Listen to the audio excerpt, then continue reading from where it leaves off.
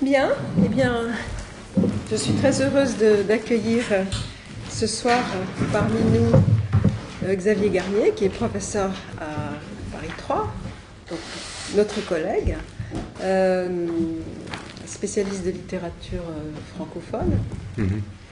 Et donc la rencontre, enfin, plutôt la conversation, le dialogue, va se nouer autour d'un texte que Xavier m'a envoyé après le colloque d'octobre où tu as assisté, je ne sais pas si tu as assisté à la totalité, mais en tout cas où tu étais venu et où tu avais pris part au débat. La littérature et son espace de vie. Alors c'est un texte que j'ai beaucoup aimé, avec lequel je ne suis pas forcément toujours d'accord, mais ce qui m'a énormément frappé en le lisant, c'est comment il y avait une sorte de préoccupation complètement commune avec celle de transition.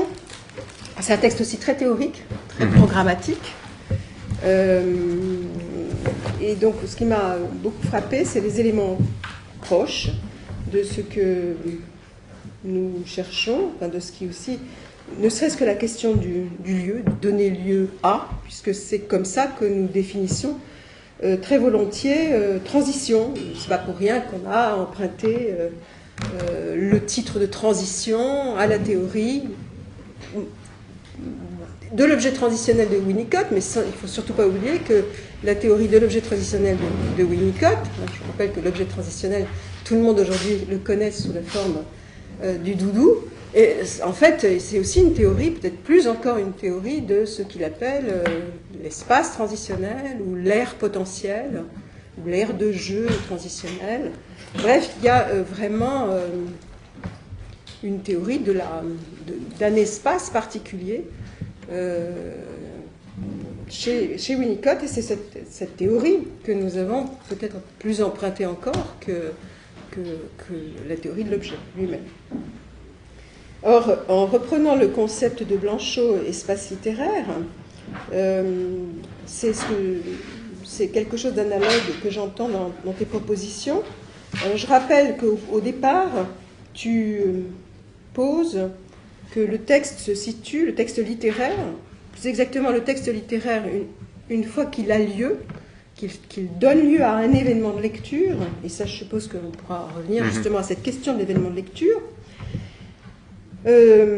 il faut situer cet espace littéraire, cet espace d'un avoir-lieu du texte littéraire, entre d'une part ce que tu appelles l'espace textuel, c'est-à-dire l'espace de la matérialité même du texte, matérialité à la fois graphique dans le cadre de l'imprimé, mais aussi linguistique, si je te comprends bien, et de l'autre côté, l'espace référentiel, c'est-à-dire l'espace extratextuel, l'espace auquel est connecté, laissons en suspens la question des modalités de cette connexion, auquel est connecté l'espace textuel. Tu proposes justement qu'entre ces deux espaces, alors le entre évidemment est pour nous également très très important, enfin c'est tout de suite très frappant pour nous, donc entre ces deux espaces, tu proposes de situer l'espace littéraire.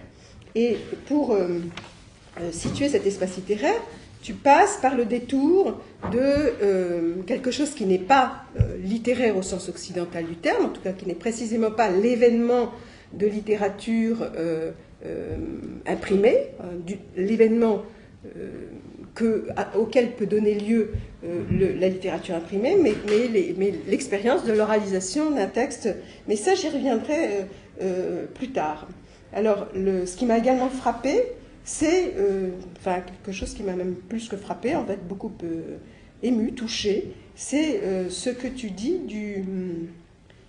de qu'est-ce qui se passe quand on fait apprendre par cœur des poèmes aux enfants. Et là, je cite, « Il est peut-être plus important de greffer le poème dans la mémoire de l'enfant, de l'inscrire dans son cœur, que de chercher, parfois prématurément, à en élucider le sens. » Et là aussi, je crois que nous pouvons reconnaître une préoccupation qui est souvent la nôtre ici, d'insister sur le fait que la littérature n'est pas forcément d'abord un support pour éveiller l'esprit critique. Je crois que ça va un peu dans le même sens. Et puis, bien sûr, il y a cette je ne sais pas s'il faut dire thématique, cette importance accordée à l'enfance comme modèle de ce que peut être une transmission littéraire réussie. Et je vous rappelle que la semaine dernière, là, samedi, nous avons publié, non, c'était pas la semaine dernière, c'était la semaine d'avant d'ailleurs, hein, un texte de Gérald Sfez sur la façon dont Lyotard interprète l'espace transitionnel. Et c'est dans la dernière lettre, ça a donné lieu à une sorte d'ébauche de dialogue, de micro-dialogue avec Gérald Sfez, qui trouvait que je n'avais pas complètement compris ou pas bien fait droit à une phrase de Lyotard sur l'enfance, justement, sur la position, la place de l'enfance par rapport à l'âge adulte. Et donc, il m'a proposé une autre très très belle citation de Lyotard que j'ai commentée dans la dernière lettre. Donc, bref, tout ça pour dire que de toute façon, dès lors que nous avons placé aussi transition sous le signe de l'espace transitionnel, forcément, nous avons une idée ou une préoccupation à l'égard de l'enfance. Alors, la troisième chose que je voudrais dire, c'est que je crois que ce dont nous entendons qu'en fait très très proche, c'est de cette idée que l'espace littéraire, c'est un lieu de vie pour la littérature, que la littérature dépend du moment où elle est déployée dans une réception concrète. Alors, bon, moi, je vais simplement commencer ensuite par une question, puis après, je pense qu'on va tout simplement librement dialoguer.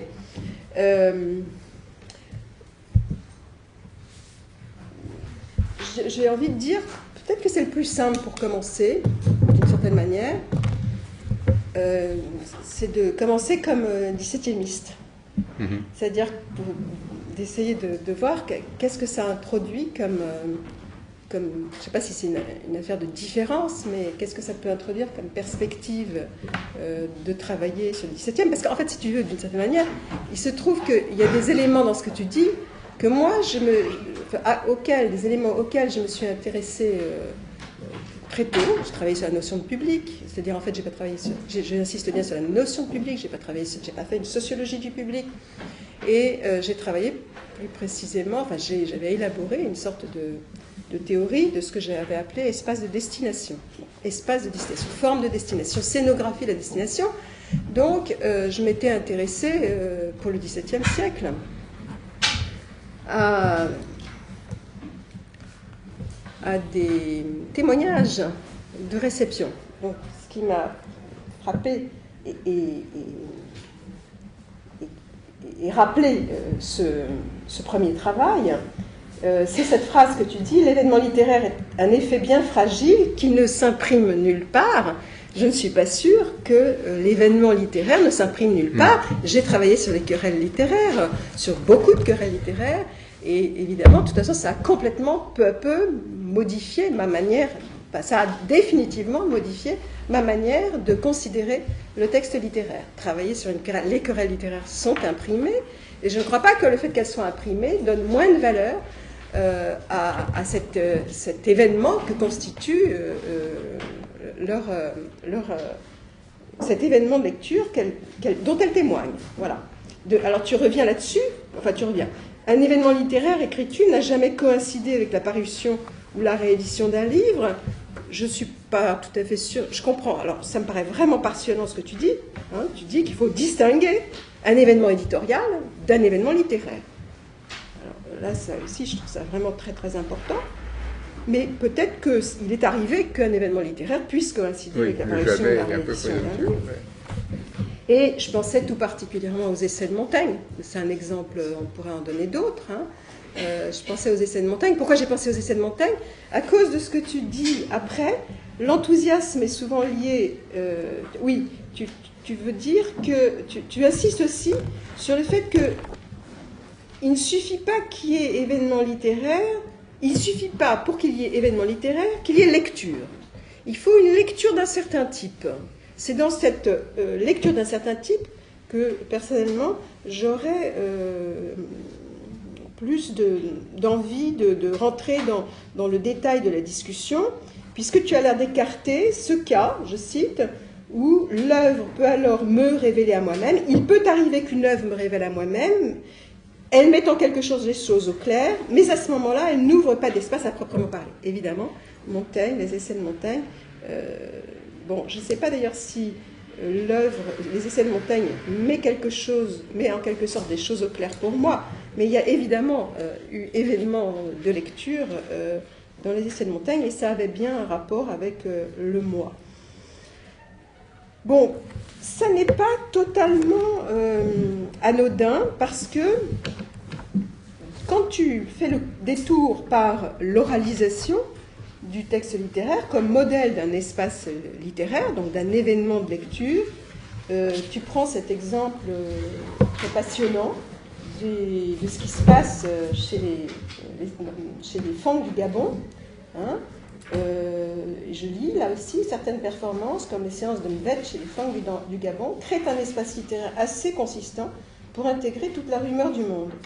On dit qu'une séance de Mbet réussie doit déboucher sur l'impossibilité matérielle de mener le récit à son terme, tant l'excitation des auditeurs est à son comble et le vacarme insupportable. Et là, tu enchaînes sur l'exemple occidental, qui est ce que Antonin Artaud espérait d'un théâtre, donc justement comme cadre particulier de ce que tu appelles l'espace littéraire.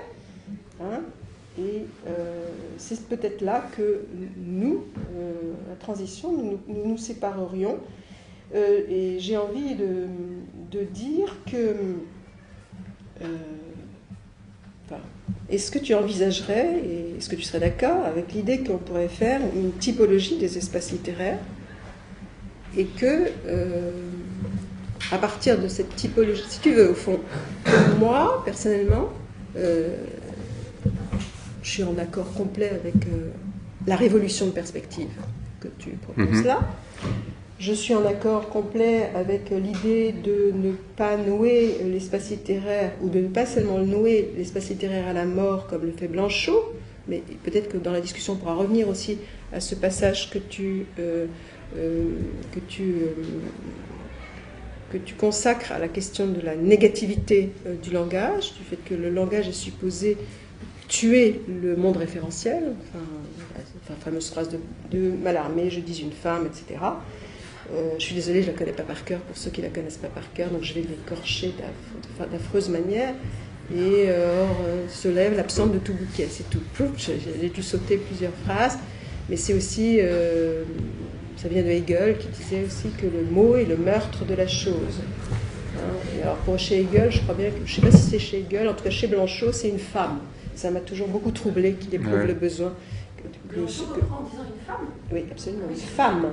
Voilà, femme. Tu disais femme pour fleur, mais je savais pas. Non, chez Blanchot, et je ne sais pas encore, j'ai pas encore réussi à comprendre si c'est, parce que je vous avoue, je ne connais pas Hegel suffisamment pour le savoir toute seule, et je n'ai pas encore réussi à savoir si chez Hegel c'est l'exemple, si c'est déjà femme, ou si c'est Blanchot qui choisit femme, pour dire que le mot tue la chose, que le mot est le meurtre de la chose. Je trouve ça personnellement très, plus que troublant qu'il ait choisi femme. Je ne savais pas non plus que ça venait de Hegel. Bon, et voilà, et donc finalement,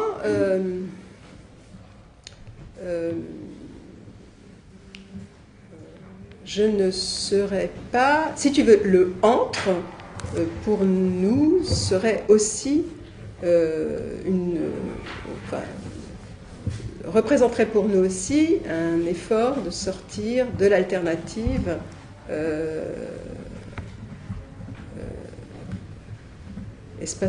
autotélicité, espace référentiel tué par le mot. Et ça, je crois qu'au fond, c'est aussi ton but. Bon, je m'arrêtais là. Est-ce que peut-être tu pourrais revenir pour expliquer pour tout le monde, pour ceux qui n'ont pas lu également le texte, tout le monde n'a pas forcément eu le temps de le lire. Et il est, encore une fois, comme il est très programmatique, il y a des très jeunes gens ici qui n'ont pas forcément toutes les références nécessaires pour le comprendre bien. Je vois Benoît qui approuve. Merci Benoît. Donc est-ce que tu peux le réexpliquer un petit peu, et puis ça on va. D'accord. Oui, en fait, de façon très anecdotique, c'était paru dans un collectif qui s'appelait Qu'est-ce qu'un espace littéraire et qu'on avait préparé, alors là vraiment de façon très anecdotique, parce qu'on on avait rebaptisé un centre d'études qui était dans mon ancienne université à Paris 13, centre d'études des nouveaux espaces littéraires. Alors c'était vraiment l'acronyme CNEL, et puis on n'avait pas pensé vraiment la notion d'espace littéraire. Dans ce centre d'études, on travaillait. Alors certains, c'était à Paris 13 qu'était Philippe Lejeune, et donc il y avait une tradition sur l'autobiographie, et dans la façon dont Philippe Lejeune envisageait les études sur l'autobiographie, il avait toujours tendance à se démarquer de l'institution littéraire en disant l'autobiographie c'est un genre, sinon maudit, en tout cas délaissé, méprisé. Alors c'était en tout cas son approche. Et puis d'autre part, moi qui travaillais sur les littératures francophones, il y avait aussi une tradition à Paris 13 sur la paralittérature. On voyait toutes ces littératures, tous ces textes qui sont pas en général au centre de l'institution littéraire. Alors, d'où l'idée nouveau, en tout cas, nouveaux espaces littéraires, en disant il y a des pratiques d'écriture qui sont nouvelles, encore des points aveugles des spécialistes de littérature, enfin, ou supposés aveugles, parce que depuis les années 68, quand même, ça l'était plus vraiment. Mais enfin, on était quand même un peu dans cette tradition, dans ce positionnement, on va dire. Et donc, on s'est dit qu'il était utile de... Et puis, on s'était rendu compte qu'il n'y avait pas encore grand-chose, finalement, que le terme était beaucoup employé. Bon, enfin, il y avait le célèbre livre de Blanchot sur l'espace littéraire, mais qui était un travail, un parti pris très particulier, et que beaucoup de gens utilisaient l'expression dans des sens très, très différents. Alors, notre idée, c'était... certainement pas d'enfermer la notion, et en même temps d'essayer de la déployer un petit peu, parce qu'on n'était pas forcément tous d'accord. Et Hélène me disait, finalement, il y a des gens qui s'intéressent à la littérature d'un point de vue alors assez blanchotien, en disant la littérature c'est un espace incandescent, très intense, mais presque une sorte d'au-delà du réel, et puis d'autres gens qui au contraire cherchent toujours à montrer que la littérature, elle est partout ici, maintenant, dans la cité, et finalement, les deux se revendiquaient souvent de la notion d'espace littéraire. Donc, pour ma part, maintenant, dans cet article, de mes idées, de mes arrière-pensées, c'était parce que j'ai été quand même beaucoup marqué par les textes de Bourdieu, sur la notion de champ littéraire, proposée par Bourdieu. Ça m'a paru, quand je l'ai lu, à la fois quelque chose d'incontournable. Je me suis dit, mais là, vraiment, il y a une vérité qui se dit sur comment fonctionne la littérature dans le corps social. C'est quelque chose dont on ne peut plus faire l'économie maintenant que ce travail a été fait. Donc c'est un travail de sociologie, en expliquant que la littérature, ça a un substrat institutionnel et que ça a une existence sociologique qu'il faut à tout prix essayer de comprendre, et après qu'on l'aura compris, on pourra continuer à parler de littérature. En tout cas, c'est comme ça que chez moi je l'ai pris. Et en même temps, en lisant les textes de Bourdieu, et notamment la fameuse préface des règles de l'art, je me suis dit, mais ce type-là, là c'est vraiment un procès d'intention que je lui fais, mais c'est ce que je me suis dit, je suis très subjectif, ce type-là n'aime pas la littérature, ce type-là est agressif. Comment ? Je crois qu'on est tous d'accord. Oui. Je pense que tout le monde est d'accord là-dessus. En tout cas, c'est parce que lui, il s'en défend quand même. Il explique que c'est pas vrai du tout, qu'on lui fait justement un procès d'intention. Mais j'ai eu cette sensation-là. Alors voilà, un paradoxe. À la fois, donc, c'est pas mon copain, on va dire. C'est quelqu'un avec qui je ne partage pas grand-chose. En tout cas, dans le plaisir que je peux avoir à lire des textes et dans l'intensité avec laquelle je lis des textes. Et en même temps, ce qu'il dit, il va falloir que j'en tienne compte. C'est incontournable. Enfin, qu'il y a effectivement des enjeux de pouvoir derrière. La manipulation de la valeur, et particulièrement, parce que j'étais peut-être plus sensibilisé à ces questions, parce que je travaille sur des textes qui sont improbables, comme des textes africains en langues africaines qui ont un statut, ils sont absolument pas attendus en tout cas, et même quand ils sont attendus, quand ce sont des textes africains en langue française ou en langue occidentale, ils sont attendus de façon un peu piégée à cause de toute une histoire coloniale. J'étais assez sensible effectivement à la présence de forces sociales derrière et la réception de texte, et même l'émission de texte, et en tout cas la question du jugement de valeur qu'on peut donner. Et puisque Bourdieu, ils vont assez loin, les sociologues aussi, à l'intensité du plaisir que je peux ressentir, puisque finalement, derrière le discours de la sociologie de la littérature, c'est si tu vibres sur Proust, c'est que tu relèves de telle catégorie sociale, etc. Donc on va expliquer. Donc c'est une sorte de prise de pouvoir de la littérature sur mon expérience littéraire qui me semble insupportable, et en même temps je la trouve vertigineusement vraie. Donc est-ce que la planche de salut, ce serait pas de récupérer ce syntagme d'espace littéraire pour essayer de faire une réponse à Bourdieu en disant mais très certainement le champ littéraire existe, ça a une existence sociale, ça a une efficience sociale, tout ce que la sociologie dit c'est vrai, mais il y a une autre, c'est entre champ et espace, ça dit pas tout à fait la même chose, mais c'est toujours un vocabulaire spatial. Il y a une autre dimension qu'il s'agit de faire exister. Alors c'est peut-être un peu, je suis tout à fait d'accord avec ce que tu as dit sur le fait que la phrase, là, il faudrait l'expliquer, mais ça explique un peu cette phrase, la phrase que tu as citée sur le fait que l'expérience de lecture ne s'imprime pas, ne s'imprime nulle part. Voilà, l'événement littéraire est un effet bien fragile qui ne s'imprime nulle part. C'est un petit peu pour se démarquer, c'est-à-dire que c'est pas quelque chose de positif, comme les sociologues travaillent sur des effets positifs. Effectivement, on peut considérer que même si on a lu un texte qui nous a ébranlé, qui s'est rien passé. Enfin, on a toujours ce choix en tant que citoyen, de se dire bon voilà, j'ai lu, ça a été, de refermer le bouquin, de le ranger et puis de dire voilà, de nier ce qui s'est passé. Il y a toujours cette fragilité quand même de l'événement, et d'une certaine façon, peut-être un contexte social peut nous convaincre que la littérature, on peut imaginer le pire des cas de figure où la société ne laisse plus de place. Alors, la thèse de l'article, c'est de dire, si, de toute façon, on n'arrivera jamais à réduire totalement la littérature, parce qu'il y a un endroit d'existence qui est l'espace littéraire, et cet espace littéraire, il est irréductible.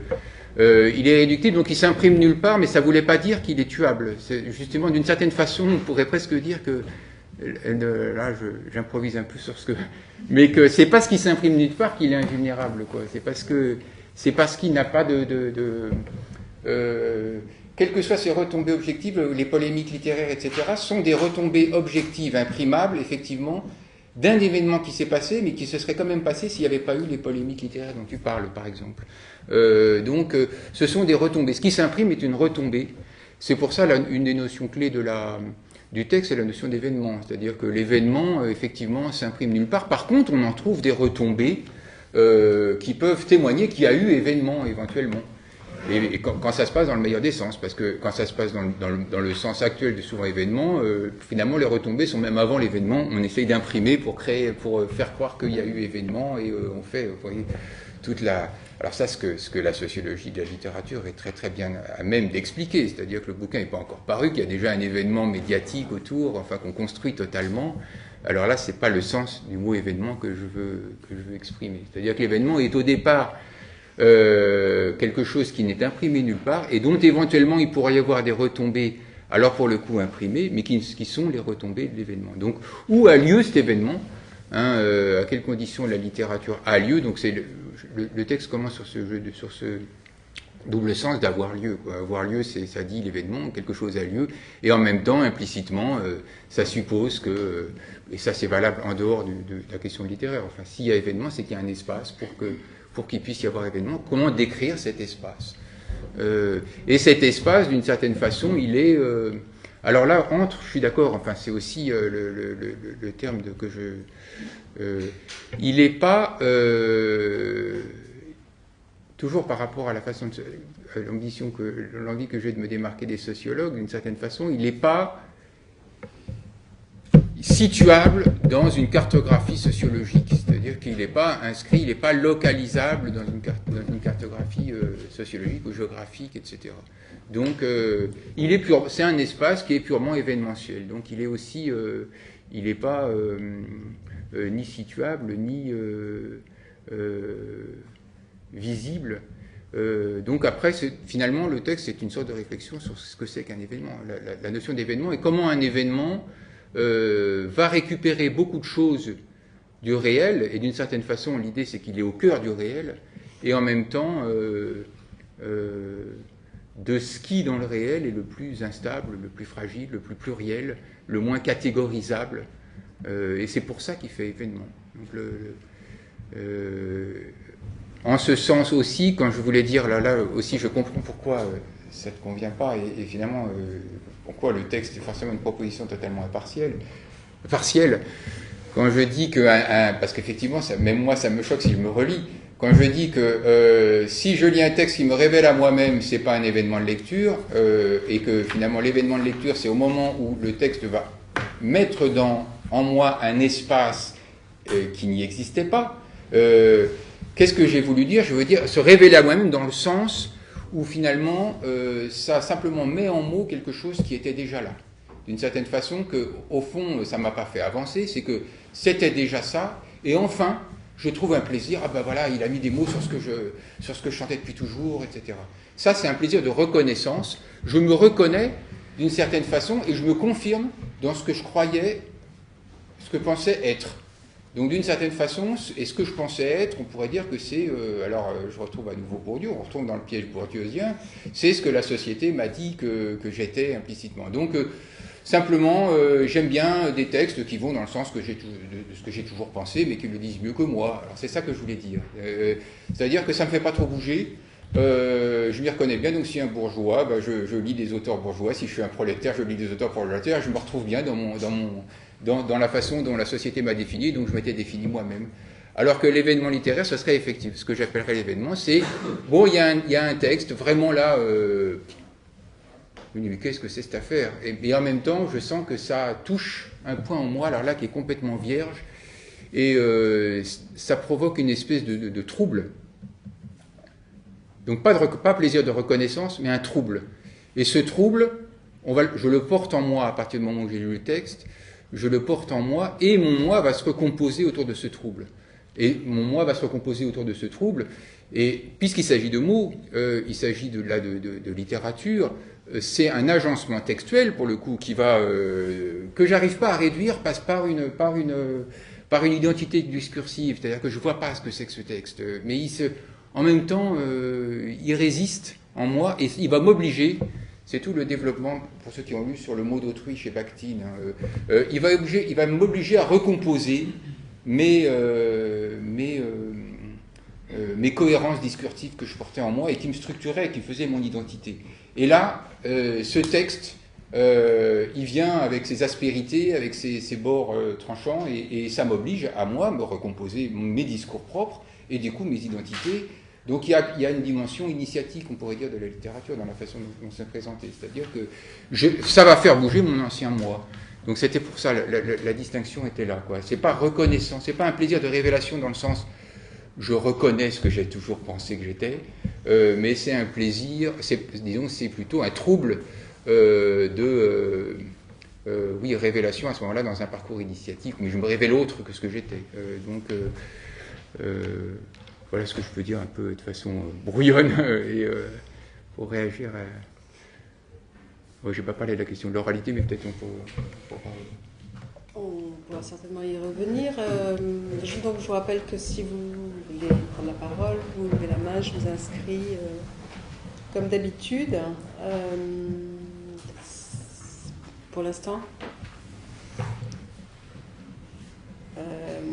Oui. En fait, j'ai une question sur un passage précis, je pense que c'est une question d'incompréhension, parce que par rapport à ce que vous venez de dire sur le trouble créé au cœur du moi par le texte, en même temps vous parlez de cet espace collectif de réception en disant qu'il ne touchait pas des personnes, il n'était pas composé de personnes subjectives, mais qu'il touchait à une dimension impersonnelle, très individuelle, et c'est vrai que j'ai du mal à articuler les deux et à savoir quelle place vous donnez à la notion d'individu.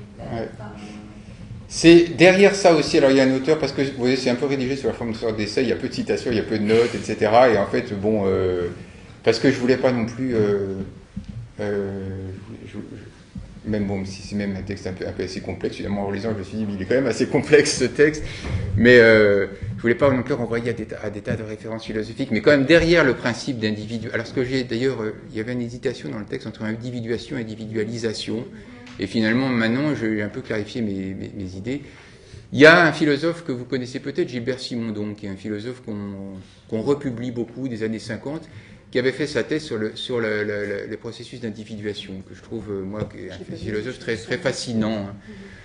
Et c'est lui qui utilise ces notions de pré-individuel, etc. Il essaye de réfléchir sur le monde, sur le social, etc., non pas en partant de la notion d'individu, en disant l'individu est un acquis, mais en réfléchissant à quelle est la genèse des individus. Et finalement, ce qui l'intéresse, lui, c'est plutôt comment on en arrive à l'individu. Et qu'est-ce qu'il y a en amont de l'individu, donc ce qu'il appelle ce champ pré-individuel, cet espace, où, lui il parle de champ d'ailleurs, hein, champ métastable, où il y a des forces, et comment, et dans le domaine de la biologie, dans le domaine du social, dans le domaine de la psychologie, l'individu, les individus collectifs ou individuels, où les individus se constituent. Donc c'est juste pour vous dire la référence, mais pour répondre de façon plus concrète sur cette histoire d'espace impersonnel et de collectivité, il y a un petit développement auquel je tiens pas mal, parce que par ailleurs j'ai beaucoup travaillé sur ça, c'est la question de la rumeur. La question de la rumeur me semble, parce qu'il se trouve qu'il y a beaucoup d'écrivains, alors moi je travaille beaucoup sur des écrivains africains, il y a beaucoup d'écrivains africains, dont celui sur lequel je travaille en ce moment, donc je vous donne son nom, comme ça je fais la pub, qui est un écrivain congolais qui s'appelle Soni Laboutansi, qui lui, explicitement, dans des sortes de textes programmatiques, dit qu'il est un écrivain de la rumeur. C'est-à-dire que le matériau de ses fictions, de son écriture, c'est les rumeurs à Brazzaville, ou c'est les rumeurs publiques, et avec la puissance de fabulation de la rumeur, avec le côté impersonnel, on ne sait pas d'où démarrent les rumeurs, le caractère événementiel, c'est-à-dire que les rumeurs commencent sur des faits divers, et d'une certaine façon des meurtres étranges, se propagent. Enfin, il y a beaucoup de dimensions, une dynamique de la rumeur, une capacité, encore une fois, de fabulation, et puis une puissance de la rumeur qui est capable de déstabiliser des régimes politiques, etc. Donc une puissance d'intervention sociale de la rumeur qui l'intéresse lui beaucoup en tant qu'écrivain. Donc cette idée de tremper la plume dans un processus discursif très particulier, très dynamique, très impersonnel, très accentré, où l'énoncé, d'une certaine façon, est premier par rapport à l'énonciation, parce que c'est des mots, il y a des mots et puis des histoires qu'on se transmet comme ça, et au moment où on transmet la rumeur, on s'abolit presque comme sujet d'énonciation. C'est cette petite phrase de Beckett que je cite à un moment, hein, une bouche, une oreille, il n'y a rien au milieu, hein, on est juste un vecteur de circulation de la rumeur.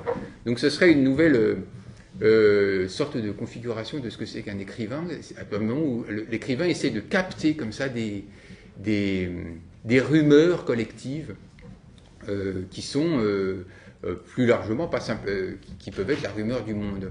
Donc derrière l'idée d'impersonnel, ce serait de retomber dans un champ d'une certaine façon, retomber en amont de la constitution de la société comme individu, sujet, énonciateur, de retrouver ce qu'il y a en amont et d'aller, disons en amont au sens de la jeunesse justement, ces forces impersonnelles, ces rumeurs impersonnelles, ces bruits impersonnels, ces énoncés, ces sons, et d'aller remonter là dans cette diversité pour y tremper sa plume. Et d'une certaine façon, du coup, les personnages, alors la rumeur crée de la légende, par exemple, et des personnages construits par la rumeur. Alors là, j'exotise un peu mon propos, mais parce que je travaille aussi parce que c'est mon domaine de travail, mais la question de la sorcellerie, qu'est-ce que c'est que quelqu'un, une femme qui se réveille un matin et puis qui sort d'elle et puis qui voit une foule assemblée devant sa maison et qui la pointe comme sorcière, c'est que derrière, il y a eu une rumeur qui a circulé pendant des mois, et puis ça se traduit socialement de façon la plus dangereuse pour elle, d'ailleurs, au moment où ça se passe. On a construit un personnage, il y a eu une parole collective qui a construit un personnage qui vient se dédoubler ce qu'elle pensait être, comme une personne sociale construite qui avait effectivement une pièce d'identité, un statut social, etc. Il y a donc le personnage littéraire serait de cette forme-là, et on pourrait dire d'une certaine façon que l'écrivain existe de la même façon. La proximité de l'écrivain avec la légende, toute la question de la légende de l'écrivain, enfin, quand on lit un livre, on a une sorte de vibration, c'est cette expérience que font souvent les gamins. Si vous avez moi j'étais prof dans le secondaire, ou quand on fait venir des écrivains, il y a toujours une espèce de saisissement, enfin ça arrive encore de voir la personne sociale alors qu'on avait construit, on ne l'avait pas vraiment construit, mais c'était tissé une aura de l'écrivain qui naissait de l'énoncé. C'est-à-dire que je pense que c'est pas dans l'acte de lecture, on ne reconstruit pas l'auteur en se disant il est antérieur à l'énoncé. C'est lui, ça c'est un truc de linguiste qui met à plat. Mais la figure de l'écrivain, elle est vraiment un effet de l'énoncé. Donc voilà un peu, je parle vraiment des autres, je me rends compte, mais c'est vers ce vers quoi je tendais dans cette histoire d'énonciation collective, hein, qui produit des figures, soit de personnages, soit d'écrivains, et d'une certaine façon, nous-mêmes lecteurs aussi. C'est-à-dire qu'on est un effet, on est un effet de l'événement de lecture. Alors ça a des répercussions politiques, parce que j'ai aussi, dans tout le travail que je fais, pas forcément dans statistique, ça ne traite pas, mais cette préoccupation politique très forte de dire finalement, mais qu'on a tous, je pense, à quoi ça sert la littérature? Est-ce que ça bouge les choses? Est-ce que ça va résoudre la misère du monde? Je pense, ou est-ce que ça a un sens? Sinon, est-ce que ça... Bon, vous savez, toutes ces interrogations un peu éthiques et politiques que beaucoup de gens qui viennent d'horizons différents se posent. Donc, c'est sur ce quoi je termine dans l'article, l'idée que, oui, ça crée des lecteurs. Cet événement de lecture nous transforme d'une certaine façon. Et nous transforme en quoi? Fait de nous un nouveau personnage, notamment qui est associé à ce texte. Et donc, il y a des micro-sociétés qui se connaissent, de gens qui ne se connaissent pas d'ailleurs, qui sont les lecteurs de Kafka, qui sont les lecteurs de Proust. Donc, on appartient à beaucoup de micro-sociétés comme ça, qui sont des sociétés d'initiés. Des gens qui ont rencontré tel auteur, tel écrivain, etc. Et avec ces sociétés invisibles, ces collectivités invisibles, elles ont une puissance d'action dans le réel. Même s'ils ne se constituent pas, encore une fois, en association avec président, trésorier, etc. Ça, c'est qu'un effet. Hein, mais elles sont actives aussi des sociétés d'initiés à tel ou tel texte, même s'ils sont très peu nombreux. Il y a une force collective qui est là, parce que ces gens-là ont été quelque part métamorphosés par l'événement de lecture qui les a traversés. Et donc ça, forcément, alors bien sûr, est-ce que c'est descriptible, le type d'impact que ça a? Mais en même temps, on ne voit pas comment ça ne pourrait pas avoir un impact. C'est-à-dire qu'il y ait comme ça des gens qui soient susceptibles de se reconnaître, même s'ils ne se reconnaîtront jamais, qui ont partagé quelque chose autour d'un texte qui, lui, n'a pas bougé, qui est le Kafka, qui a bougé éventuellement par le jeu des traductions, mais enfin... et là, bien sûr, encore à travers des époques et des modalités d'action. Donc voilà. Mathias. Vous avez en partie répondu à ma question, mais ça va être très compliqué de la poser. En fait, c'est surtout une demande d'éclaircissement, parce que je pense que j'ai pas exactement tout saisi à cet article relativement complexe. Donc vous dites que le lieu de cet événement n'est pas totalement localisable.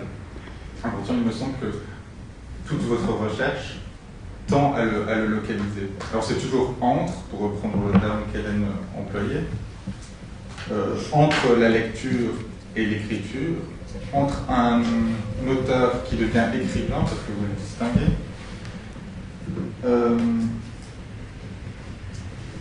entre l'auteur et le lecteur sans que ce soit un message de destination, en fait, que ce soit un schéma de communication. Alors j'aimerais vous demander tout simplement, mais est-ce que vous pouvez définir plus précisément l'événement lui-même et l'espace lui-même?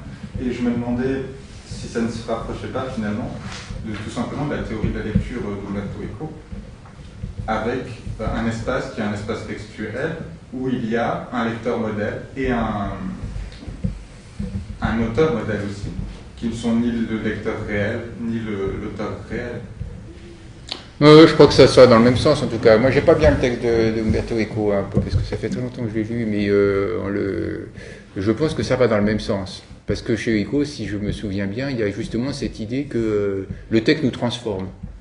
Hein, c'est-à-dire que ce lecteur modèle, une sorte de enfin là je sais pas, parce que vous l'avez peut-être mieux en tête que moi, hein, tu peux nous représenter en 2 mots Donc je ne le connais pas au sens strict, parce que au sens strict, c'est pas tout à fait ça.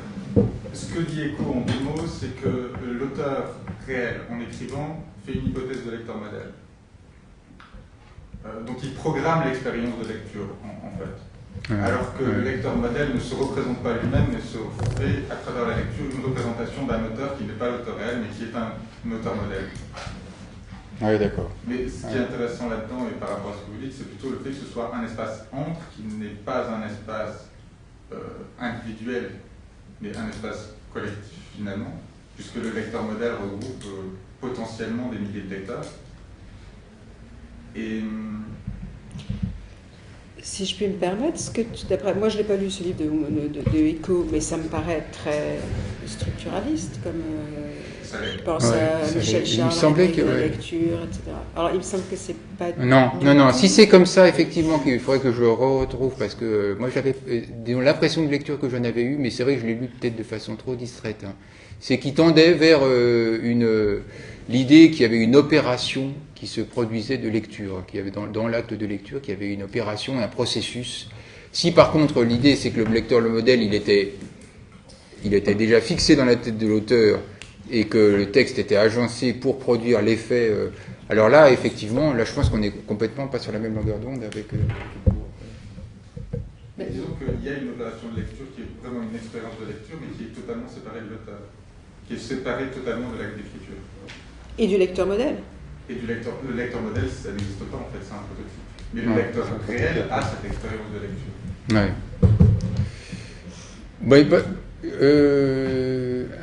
C'est dans le journal de Gombrowicz où il dit ça, mais je pense que c'est beaucoup d'écrivains ont témoigné de ça. On pourrait le trouver chez Hawthorne aussi dans la préface à la lettre écarlate. Enfin, je pense qu'on pourrait rassembler plein de témoignages d'écrivains, de romanciers, puisque là on parle un peu de romans, et Eco parle aussi surtout de romans. Où effectivement l'auteur agence un programme, il monte, il fait un agencement, il fait exister les personnages, et puis tout d'un coup il voit qu'il y a un personnage, donc son agencement, sa programmation, elle est très importante, effectivement, ça c'est la marge de manœuvre de l'auteur. Il déclenche des forces. Et alors le témoignage de Gombrowicz, c'est ça, c'est que il prend l'image du quadrige, enfin il y a 4 chevaux, et tout d'un coup il y a un de ces personnages qui pousse beaucoup plus fort et qui va le tirer, hein, et puis un autre personnage qu'il avait peut-être programmé comme un personnage principal va passer, chez Balzac on doit trouver aussi des lettres où il explique ça, que tel personnage qu'il avait prévu au départ comme un personnage important était un personnage qui lui échappait et devenait un personnage mineur, et tel autre qui était mineur devient... Donc il y a des forces qui entrent en jeu, qui surprennent tout autant l'auteur, et donc d'une certaine façon, c'est là, moi, dans la façon dont je présente les choses, c'est d'une certaine façon l'écrivain qui échappe à l'auteur lui-même. Donc l'auteur, ce serait celui qui agence la machine, et après la machine s'enclenche, et le texte lui échappe. Enfin, c'est un peu des banalités qu'on le dit comme ça, parce que c'est quelque chose qui se dit beaucoup donc, quand je voulais dire, c'est pas entre... Mais je ne vous ai pas laissé complètement poser votre question, enfin, au bout du compte, ouais. C'est très mal posé, et le détour par Eco devait aider, mais en fait, il n'y aide pas du tout. Non, vas-y. Passe-toi Je vais la poser en une phrase, c'est « Puisque cet espace, vous le développez à la fois dans l'écriture, du côté de l'auteur, et à la fois dans une lecture qui n'est pas une lecture individuelle et collective, mais qui est quelque chose de collectif, voilà, ce que j'arrive pas à faire en vous lisant, c'est articuler ces deux espaces pour trouver l'espace littéraire entre production et réception du texte. Voilà, parce que le problème de entre, c'est qu'on suppose qu'il y a déjà les deux pôles, et qu'on suppose l'antériorité des deux pôles, et que du coup on dit entre. Alors que le parti pris du texte, c'est finalement, je ne sais pas si le mot entre y est du coup, c'est que on va partir de l'espace textuel, en disant le texte, il est là. Le texte, il est là, il est entre rien, il est là. L'auteur, il est peut-être mort il y a des siècles, et puis il n'a peut-être plus de lecteur. C'est un texte qu'on trouve dans un fin fond d'une cave, qui est lu par personne, et donc le texte, il est là. Il est entre rien, il est là. Et par contre, donc soit il reste comme de l'encre sur du papier, et là il reste lettre morte, soit il se met à s'animer et à reconstruire. Alors, à s'animer dans un acte de lecture, Soit je le lis et puis rien ne se passe, donc alors je le remets là et il ne s'est rien passé, soit je le lis et il me crée comme lecteur. Il me crée comme lecteur différent de ce que j'étais avant. Et à ce moment-là, dans le même mouvement, il crée un écrivain. C'est-à-dire que dans le même moment, il crée un écrivain. C'est-à-dire que c'est comment, quel est le processus de genèse. C'est pour ça, ça voudrait dire qu'on est sur un même plan et qu'il y a deux pôles qui sont déjà là, il y a un lecteur et un auteur. Et puis, qu'est-ce qui se passe entre les deux? Tandis que dans le dispositif ou dans le texte tel que je le suggère, il y a le texte, il y a l'événement de lecture, et de là vont naître effectivement un écrivain et un lecteur, qui sera jamais un, parce qu'on suppose qu'il y a eu au moins, de toute façon, il y a au moins deux, puisque l'écrivain, lui, quand il a écrit ce texte, on peut imaginer qu'il a vécu cet événement de lecture, c'est-à-dire qu'il y a cette idée que c'est peut-être aussi un des tests de savoir si l'auteur se rend compte, sinon, si ça marche ou pas. C'est qu'au moment où il écrit, il se transforme et il est le lecteur de son propre texte. Donc il y a au moins forcément deux lecteurs hein, s'il se passe événement. Parce que mon idée aussi n'est pas relativiste dans le sens de dire que n'importe quel texte, une circulaire de la SNCF peut provoquer un événement de lecture. Non, je crois, ça j'ai du mal à y croire. Donc il faut quand même qu'il y ait eu un événement au moment de la rédaction du texte et que les auteurs peuvent témoigner probablement que la préface à la lettre écarlate de Hawthorne, elle est bien pour ça, parce que là il le dit carrément, il dit il a essayé 3 à 4 fois et à chaque fois ces personnages ne vivaient pas, dit-il. Et puis la 5e fois, alors il explique que c'est suite à un changement de statut d'ailleurs professionnel, il s'est mis en risque socialement. Hein, et il s'est défonctionnarisé, enfin et à ce moment-là, son texte tout d'un coup a commencé à vivre. Donc cette idée qu'il peut y avoir des rapports à l'écriture qui soient événementiels ou non événementiels. Enfin voilà, pour répondre à l'histoire du entre, quand on dit entre, l'ambiguïté c'est qu'on suppose que les pôles sont déjà là et qu'on se situe entre. Alors c'est pas tout à fait moi ce que je dirais, puisque la littérature n'aurait pas lieu entre, elle serait à la genèse de ce qu'elle va créer comme autre position. Donc elle est, oui, on part d'elle, on part de cet événement. Alors maintenant, définir l'événement, c'est tout le problème. On tourne autour, définir l'événement, c'est tout le problème. Mais elle crée l'espace. En tout cas, si l'événement a lieu, il crée son espace en ayant lieu. L'espace n'est pas là de façon préalable. C'est-à-dire qu'effectivement, d'une certaine façon, si on tue l'événement, eh ben, l'espace sera tué aussi. Sauf qu'il y a une réserve événementielle toujours là, au moins qu'on brûle tous les papiers, etc., qui est le texte. Parce que c'est quand même dans le texte que va pouvoir, à un moment, même s'il faut attendre 3 siècles, 4 siècles, l'événement pourra se réactiver.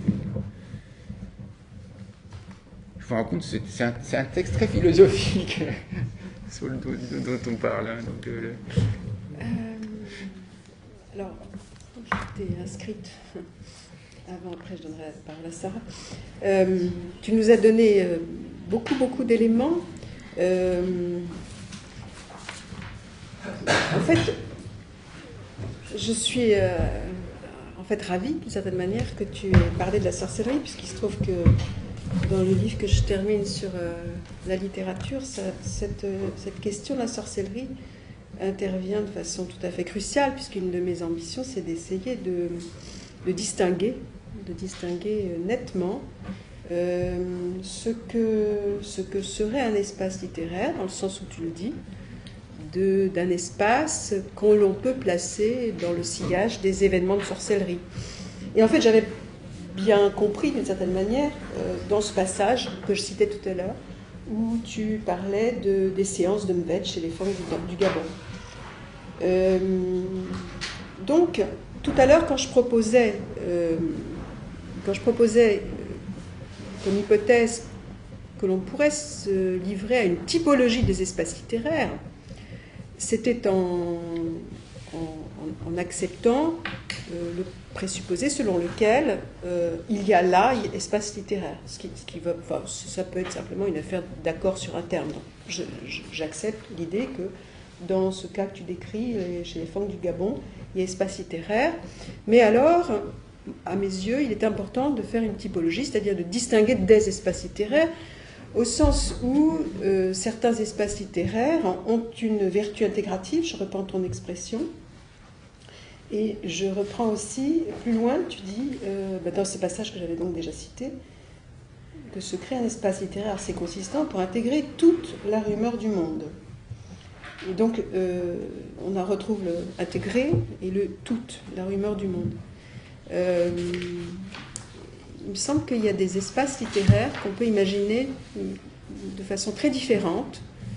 Et ça nous fait, à ce moment-là, on fait retour à la question de l'individualisation ou l'individuation, à savoir des espaces littéraires où j'ai beaucoup aimé ton expression, les grandes ruptures poétiques ou narratologiques. Mon hypothèse est que les grandes ruptures poétiques ou narratologiques sont des retombées textuelles d'un changement de tonalité de l'espace littéraire visé. Alors s'il y a justement, là au fond tu es prêt de dire on peut faire une typologie des espaces littéraires, puisque certains espaces littéraires n'ont pas la même tonalité que d'autres. C'est vrai. Bon.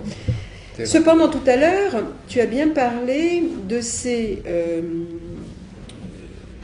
associations invisibles d'initiés autour, qui se réuniraient, qui se rassembleraient, qui seraient presque constitués, même s'ils ne le savent pas complètement, par un texte littéraire.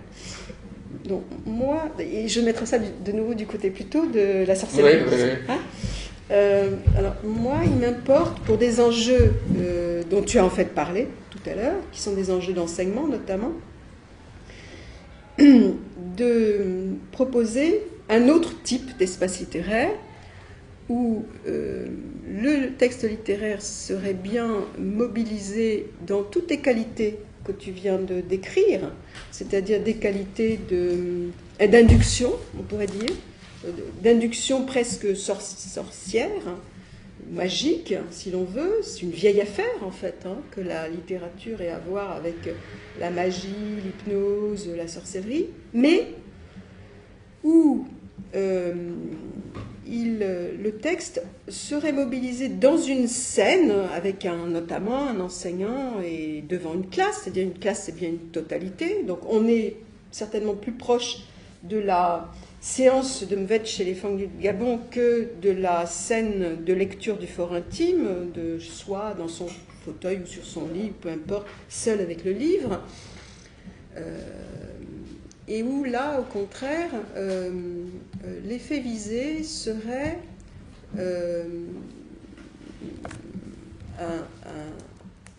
à la fois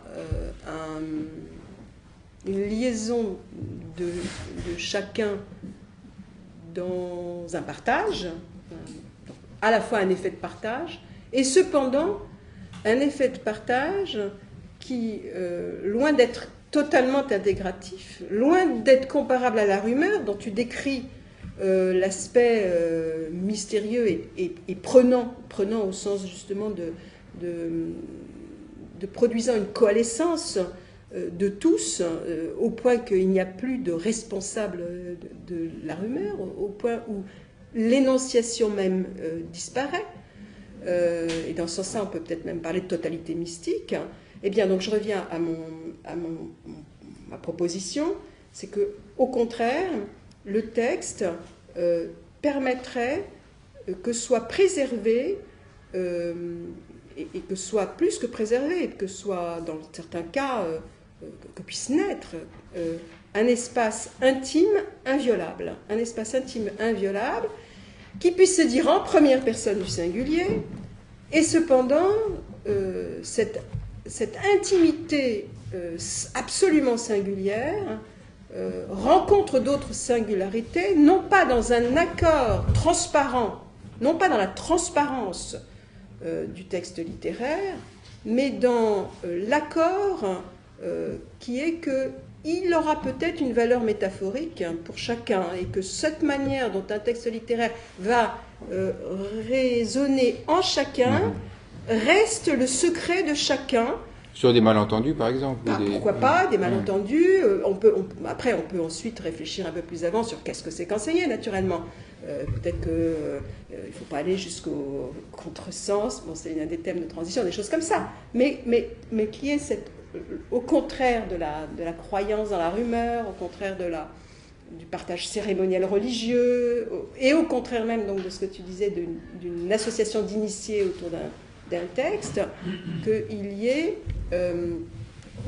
par le texte littéraire, du langage commun, ce qui suppose des émotions communes, etc., mais dont on ne vérifie pas, au contraire, dont on espère que ça ne se passe pas par une adhésion qui aliène l'individu, que c'est au contraire une promesse d'une liberté donnée à chacun. Voilà pourquoi moi je parlais tout à l'heure de typologie des espaces littéraires. Oui, c'est vraiment l'enjeu, un des enjeux principaux de ce texte dont je n'ose plus parler, puisque ça fait quand même déjà longtemps que je devrais l'avoir terminé. Ça m'intéresse beaucoup. C'est-à-dire que la façon, enfin je traduis dans mes termes là, ce que tu dis, ce serait une façon de tenir compte aussi de la donnée sociale et de la condition très concrète. Par exemple, qu'est-ce qui se passe dans une classe? Je suis prof et je parle d'un texte ou je partage un texte avec des élèves. J'essaie de partager un texte avec des élèves. Et donc les élèves, effectivement, ils sont 38. Alors malheureusement 38 ou voire plus actuellement, et idéalement 28 dans une classe. Et le texte, je l'ai choisi. On est pendant un mois dessus. Alors effectivement, il s'agit d'impliquer les 38. Et à ce moment-là, on va chacun des 38, comme personne entière, enfin comme personnalité singulière, etc., va s'impliquer de façon différenciée sur ce texte. Donc il n'est pas question, effectivement, là ce serait l'ambition totalitaire d'un prof, d'avoir une sorte de fusion des âmes autour de ce texte et de faire Mais n'empêche que on peut très bien imaginer que ça fonctionne quand même comme ça aussi, c'est-à-dire que sur 38, on pourrait dire, alors bien sûr, l'événement littéraire, ça a un petit côté absolu qui est un peu gênant, mais on pourrait se dire, il y a des variations, il y a des degrés d'intensité de l'événement. Alors, je ne sais pas si c'est une théologie, il y en a 4 auxquels ça va parler beaucoup. Et puis le texte d'après, ça va les barber, ces 4-là. Et puis il y en a 10, ça va parler un peu, et puis il y en aura 10 dans la classe, ça ne parlera pas du tout. Donc c'est effectivement, je pense, sur la façon concrète, comme ça que ça se passe. C'est-à-dire qu'on sait que le texte déjà fait le boulot pour une partie de la classe, et puis il ne le fait pas du tout pour l'autre, et il le fait de façon moyenne pour la troisième. Donc après, en tant que prof, il va falloir gérer cette... donc là, je récupère mon vocabulaire d'événement en disant il y a l'intensité de l'événement qui est et puis après, il y a aussi les raisons, les malentendus, les interprétations que chacun fait, qui est là d'une certaine façon, je pense, ce que dans le sillage des approches sociologiques, etc., la sociologie de la littérature nous aide à travailler, enfin de dire, voilà, en fonction d'un certain public, on va adapter aussi notre cours. Donc je pense que les deux façons d'appréhender la question de la réception et de la transmission plutôt dans le cadre d'une classe peuvent très bien être envisagées. Il y en a une qui est plus théorique, l'autre qui va être plus pratique, mais cette idée que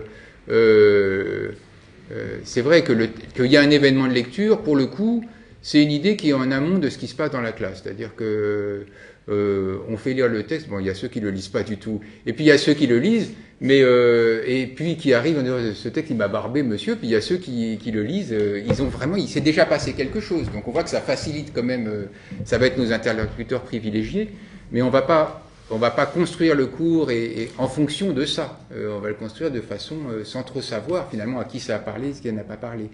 Donc les deux modèles enfin de communauté sont à tenir ensemble, me semble-t-il. Il y a effectivement la communauté classe qui est construite de la telle façon parce qu'ils ont une parole alphabétique, ils se retrouvent dans cette même classe, et puis c'est avec cette matière collective que je travaille. Et puis il y a une autre, dans cette collectivité, il y a d'autres communautés de ces enfants qui font corps avec le texte, et puis ceux qui le font moins. Donc c'est ça que j'appellerais ces communautés invisibles qui seraient... voilà comment un peu je vois les choses, c'est-à-dire que j'aurais tendance à me dire après avoir dit il faut se démarquer des chants, etc., comment est-ce qu'on peut essayer de travailler en tenant compte de ces deux modèles, quoi. Je reviendrai peut-être tout à l'heure là-dessus. Donc là, c'est Sarah, et après c'est Brice. Oui, du coup, ma question apparaît à un petit côté variation par rapport à la question posée Hélène, parce que de même qu'Hélène donc, a été sensible à la façon dont tu passes par la sorcellerie pour parler de la littérature. Moi, j'ai été sensible à la façon dont tu passes par la musique pour en parler. Donc, j'ai été frappée, tout au long du texte, j'ai été frappée par l'énergie à définir contre des choses, l'espace littéraire. Et donc, j'ai compris en t'entendant, ça n'est pas dans ce qui s'imprime, ça n'est pas dans ce que la sociologie peut positivement étudier, etc. Donc je comprends bien l'utilité du passage par la partition qui n'existe pas en tant que telle, enfin, qui n'est pas la musique. Mais en même temps, j'ai l'impression quand on cherche l'espace littéraire, on est obligé de se détacher de ça, précisément. Parce que je crois que justement, il y a quelque chose qui reste dans l'espace littéraire qui ne reste pas de la même manière dans la musique.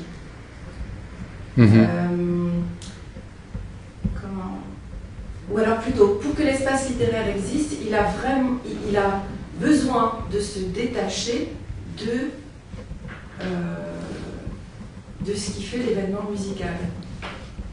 Donc je suis très sensible à la façon dont tu essaies de tirer ça vers l'événement, mais en même temps, j'ai vraiment l'impression qu'après, il faut essayer de définir quelque chose qui... Donc quand tu disais, on ne sait pas ce qui crée l'événement, ça n'est pas n'importe quel texte, et à ce moment-là, quand on réfléchit à ça, on se rend compte que justement, ça n'est pas la même chose qu'avec la musique. Il y a quelque chose qui définit l'espace littéraire qui serait presque, pas anti-musical, mais qui serait vraiment quelque chose de complètement différent. Et qu'à ce moment-là, on accéderait à ce que permet l'espace littéraire, plutôt, justement, pas dans une appréhension pré-individuelle, collective, mais dans une capacité à construire l'intériorité du sujet sans que ce soit une assignation à un rôle social. J'ai l'impression que la musique est moins capable de ça, pour dire très simplement. L'espace littéraire est plus capable de ça. Et donc, pour penser cette capacité de l'espace littéraire, il faut finalement arriver à le détacher de quelque chose qui au départ, le rapproche de l'événement musical. Je peux te poser une question, je ne suis pas sûre d'avoir compris. Tu dis que l'événement musical a plus de mal à détacher de la figure sociale, je crois que est-ce que tu pourrais préciser davantage ce que toi tu mets derrière l'événement musical? Parce qu'on comprend, j'ai tout compris sauf ce que tu mets derrière l'espace musical ou l'événement musical. En fait, comme différence, quelle est la différence? Comment tu définirais concrètement? En fait, moi, concrètement, quand on a parlé de la salle de classe, je me disais que la discussion était complètement différente si on imaginait, si on remplaçait comment le texte est reçu par les élèves, qu'est-ce qui se passe, on ne peut pas savoir, on ne va pas leur imposer. J'ai l'impression que déjà, si on dit comment est-ce que la musique qu'on leur balance est reçue, ça change complètement. Même si, évidemment, il va se passer des choses semblables, tout le monde ne va pas le recevoir, mais en fait, il y a quelque chose qui se passe qui, à ce moment-là, est vraiment radicalement différente de l'effet d'un texte. Parce que ça va prendre, je disais balance, parce que ça va prendre d'office quelque chose. J'ai l'impression qu'il y a un effet... Parce qu'il n'y a pas de sémantique de la musique, parce qu'il n'y a pas de signification verbale. verbale. Il y a la signification, mais j'ai l'impression que ça ne suffit pas de dire ça, puisque le texte, la circulaire de la SNCF, justement, n'a pas cette possibilité de créer un espace littéraire. C'est pas seulement la différence dans la signification. Non, mais moi, c'est pareil, je ne suis pas musicien très amateur, mais je peux très bien imaginer cependant, parce que, je continue sur cette idée-là, parce que finalement, le petit passage sur la musique, c'était pour illustrer une autre idée, c'est qu'on peut faire sur une même partition des événements ratés ou des événements réussis suivant le chef d'orchestre, suivant le talent. C'était pour illustrer cette idée qu'il y a des lecteurs talentueux et d'autres moins, en tout cas sur tel ou tel texte. Mais par contre, je ne suis pas si sûr que on se révèle pas, alors justement au sens positif, on peut très bien se reconstruire, se faire avancer sa personne ou sa psyché ou sur des motifs musicaux, sur des, on a une personnalité musicale aussi d'une certaine façon, sur des rythmes, etc. On voit très bien comment des événements musicaux peuvent, alors bien sûr, peut-être c'est pas immédiat du jour au lendemain, j'ai entendu je vais marcher différemment ou je vais avoir des intonations différentes, mais je pense qu'il y a des motifs musicaux qui nous travaillent et autour desquels on se recompose aussi. Cette idée on se recompose, tout comme il y a des motifs littéraires, donc des personnages ou des phrases de poèmes qui interagissent à cette idée là de l'enfance là. Je pense, j'avais trouvé une émission de radio, je ne sais pas si vous étiez tombé dessus ou si vous avez lu ce bouquin. C'était la secrétaire de Louis Jouvet qui avait été déportée et qui, donc, dans l'épreuve qu'elle a traversée, convoquait des personnages de théâtre, elle. Hein, et ces personnages de théâtre qu'elle connaissait bien, etc., prenaient, d'une certaine façon, moi j'ai pas lu le bouquin, les extraits qui étaient lus, et je voyais comme ça quand je les entendais, pas se substituer à sa personnalité, mais se composer à sa personnalité, et ça lui a permis de tenir. D'une certaine façon, l'ouvrage explique que c'est avec ces personnages, donc là c'est plus des motifs musicaux, c'est des personnages de théâtre, qu'elle s'incorpore d'une certaine façon en réaction à une situation insoutenable, atroce, où elle n'aurait pas survécu, et elle leur rend hommage d'une certaine façon de leur avoir permis d'apporter une réponse au monde et d'avoir survécu grâce à eux.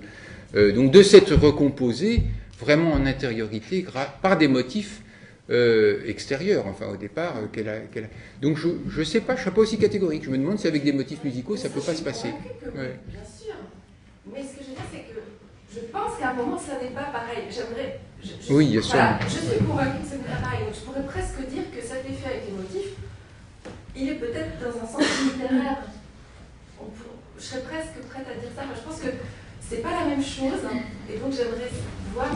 J'ai l'impression qu'à un moment, il faut essayer de distinguer pour comprendre ce qu'est l'espace littéraire, parce que je ne pourrais pas croire que c'est la même chose. D'accord, oui. De toute façon, on a toujours intérêt à. Plein de choses qui sont semblables, mais en fait, à un moment, non, j'ai l'impression qu'on arrive au bout. Donc, moi, mais en même temps, dans la poésie, on travaille beaucoup sur des motifs musicaux. Quoi. En général, on est assez d'accord pour dire que, en tout cas, la partie de la littérature qui relève de l'exercice poétique a beaucoup de points communs avec les questions de rythme, de mélodie, de sonorité, et que c'est la matière première, d'une certaine façon aussi, de l'expression poétique. C'est-à-dire que c'est un des matériaux du poète, cette musicalité. Enfin. Mais je suis d'accord avec toi qu'il y a... on le sait, qu'il y a beaucoup d'écrivains qui n'ont rien à voir avec la musique, qui le disent haut et fort. Mais même que ça. La musicalité chez ceux-là, c'est pas vraiment ça, j'ai l'impression qu'il y a quelque chose qui est créé par l'espace littéraire, ou plutôt l'espace littéraire a quelque chose que n'a pas l'espace musical. J'en suis vraiment convaincue et j'aimerais essayer de... Une tonalité différente, comme disait Hélène, il y a des tonalités différentes. De même qu'il y a une typologie des espaces littéraires, je pense qu'il y a quelque chose qui ne peut pas être pareil et j'aimerais comprendre au-delà de tout ce qui est conjoint et de toutes les métaphores possibles aussi. Brice ? En fait, une question pour peut-être grossir les différences, enfin, les désaccords que j'ai cru comprendre entre Hélène et vous, et notamment sur le fait que vous avez repris au fond ce que proposait Hélène autour d'un espace littéraire qui préserve l'intimité de l'élève, de l'enfant, de l'individu, et pour l'accompagner de votre propre hypothèse autour de la rumeur d'un espace qui désindividualise, peut-être autour du langage. Et vous avez dit, dans la classe, il peut y avoir finalement plusieurs degrés, peut-être 4 ou 5 qui vont être du côté de la rumeur, de la désindividualisation, de la rencontre silencieuse, sans mots, et d'autres, au contraire, qui vont être touchés différemment, etc. Et je me demandais si, au fond, il n'y avait pas une vraie différence, un vrai désaccord politique entre ces deux types. Vous avez parlé, il peut y avoir toutes sortes de communautés dans la classe. Et au fond, elles ne sont pas antagonistes, tout simplement. C'est deux types de rapports à l'espace littéraire, ou deux définitions de l'espace littéraire.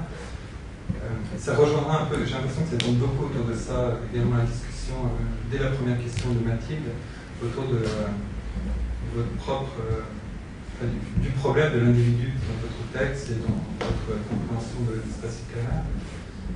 Et alors moi-même, pour marquer un peu la différence de nouveau, par exemple, pour moi, la rumeur est ce qui pose un immense problème à l'individualité et ce qui menace l'intime, la possibilité de l'intime.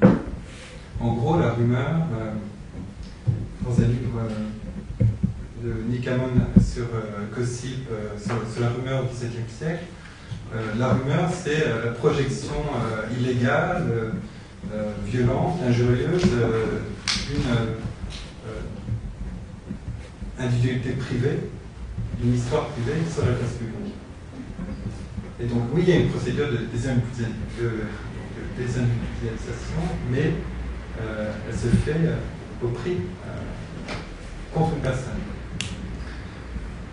Ça d'un côté. Donc, ce qui serait finalement, est-ce qu'il peut y avoir cette expérience-là dans la classe, sur l'espace littéraire, en même temps l'expérience qui, telle que proposait Hélène, préserve l'individu, préserve l'intime, et de manière à pouvoir, finalement, tout en dissimulant, réservant pour soi ce rapport personnel au texte, discuter du texte. Et vous voyez, oui. Politiquement, ça ne fait pas une scène. Ouais. Il y aurait presque une barricade. Déjà, d'abord, une première précision, c'est que cette idée, il ne s'agit pas de désindividualiser, et que la littérature ne désindividualise pas, parce que, enfin, en tout cas, l'idée que je défends, c'est qu'effectivement, ça nous désindividualise d'une individualité état qu'on aurait avant d'avoir lu.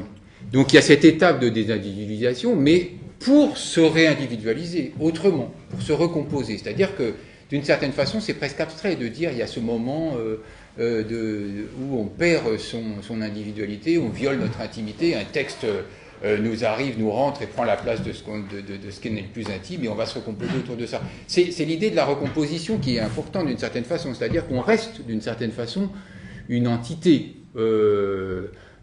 Simplement, il y a cette idée que si on pense, et ça je pense qu'on peut le partager, si on pense que la littérature nous fait bouger,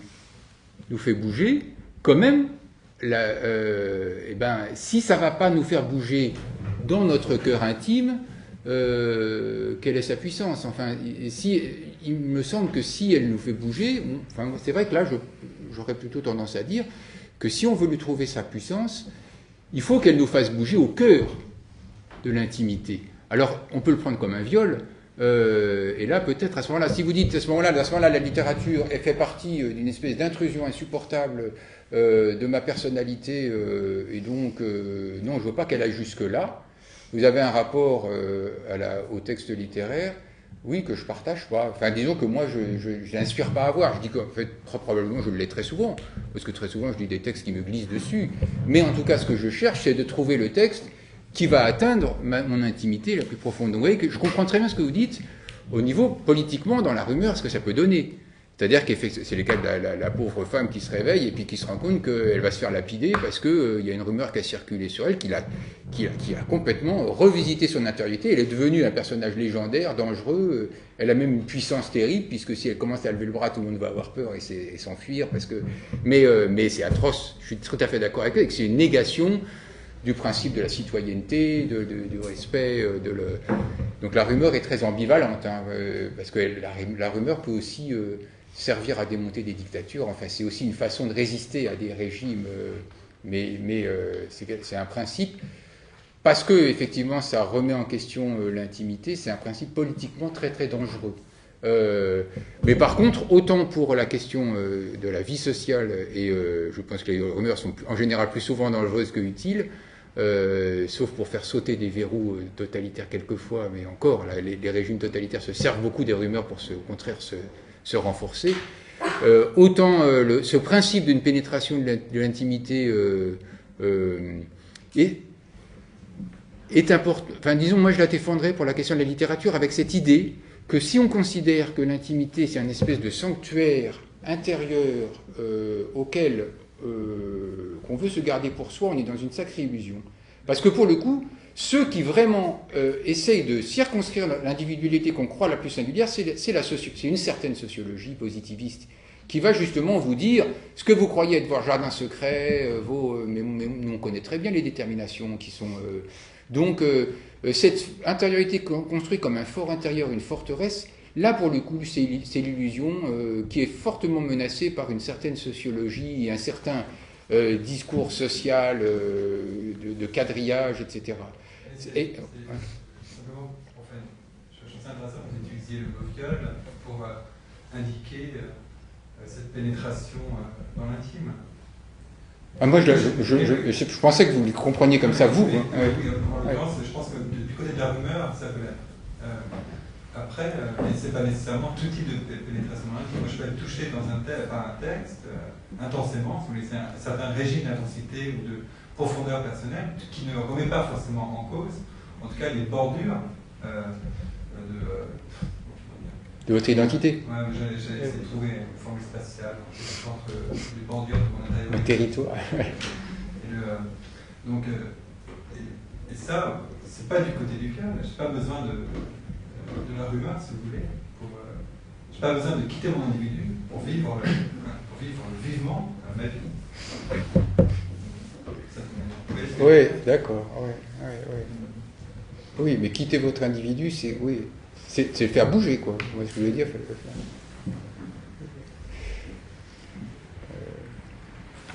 faire. J'avais une idée, puis ça m'échappait là. Je m'étais noté, ce que j'aurais simplement rebondir sur ce que tu disais, Brice. Là, ça me fait penser à autre typologie. Moi, j'aime bien les typologies. Celle de Barthes, dans Plaisir du texte, proposition de plaisir et jouissance. Tu veux dire que Barthes définit la jouissance du texte comme ce qui, il a cette expression, décomposition sensationnelle du sujet. Bon,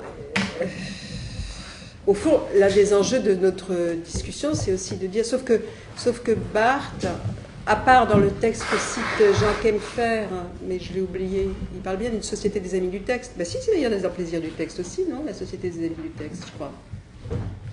Où il parle justement d'une association d'initiés du texte.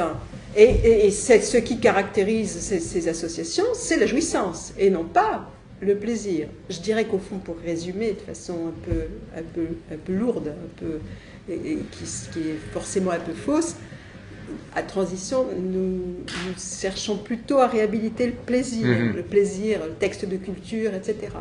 Ce qui ne veut pas dire, peut-être pas forcément, c'est compliqué le texte de Barthes, je vous rappelle, il commence par appeler plaisir tout, puis ensuite il fait du plaisir le genre, dans lequel il introduit deux espèces qui sont le plaisir et la jouissance. Donc c'est un peu compliqué, une espèce de boitement logique dans le parcours de son plaisir du texte.